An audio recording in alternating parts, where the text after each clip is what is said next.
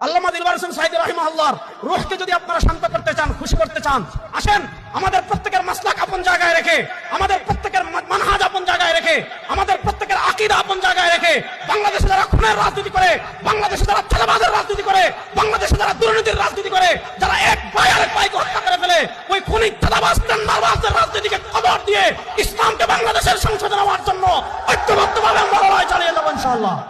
যার সাথে মানুষের রক্তের বন্ধন ছিল না, এমন একজন ব্যক্তির জানাজায় উপস্থিত হওয়ার জন্য মানুষ যে মরিয়া হয়েছে। কসম আল্লাহ ওয়াল্লাহি ওয়া রাব্বিল কাবা, কাবার রবের কসম করে বলছি, আমি আমার জীবদ্দশায় কোনো একজন ব্যক্তির জানাজায় উপস্থিত হওয়ার জন্য মানুষ এমন পাগল পারা হয়েছে, এমন দৃষ্টান্ত বিশ্বের মুখে কেউ দেখাতে পারে নাই। শহীদ আল্লামা দিলওয়ার হোসেন সাঈদী রাহিমাহুল্লাহ দুনিয়া থেকে চলে গিয়েছেন, কিন্তু তিনি যে ধর্মনিরপেক্ষতার বিরুদ্ধে লড়াই আমাদেরকে শিখিয়েছেন, তিনি যে ভারতের আধিপত্যবাদ বিরোধী লড়াই আমাদেরকে শিখিয়েছেন,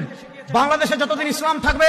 বাংলাদেশে যতদিন কালেমা থাকবে, বাংলাদেশে যতদিন তাওহীদ এবং রিসালাতের স্লোগান থাকবে, ধর্মনিরপেক্ষতার বিরুদ্ধে আমরা বলবোই বলবো, ভারতীয় আধিপত্যবাদের বিরুদ্ধে আমরা বলবোই বলবো, ভারতীয় আধিপত্যবাদের বিরুদ্ধে আমরা কখনো আপোষ করব না।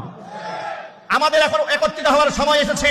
আমাদের দাড়ি, টুপি, জুব্বা, পাগড়িওয়ালা থেকে শুরু করে ইসলামপন্থী সকল ভাইদের ঐক্যের ভিতকে যদি আমরা মজবুত করতে পারি, শহীদ আল্লামা সাঈদী রাহিমাহুল্লাহ যে স্বপ্ন দেখেছিলেন কালিমার পতাকা বাংলাদেশে ফটফট করে তাদের নাকের ডগায় উঠবে, কেউ ঠেকাই রাখতে পারবে না ইনশাআল্লাহ।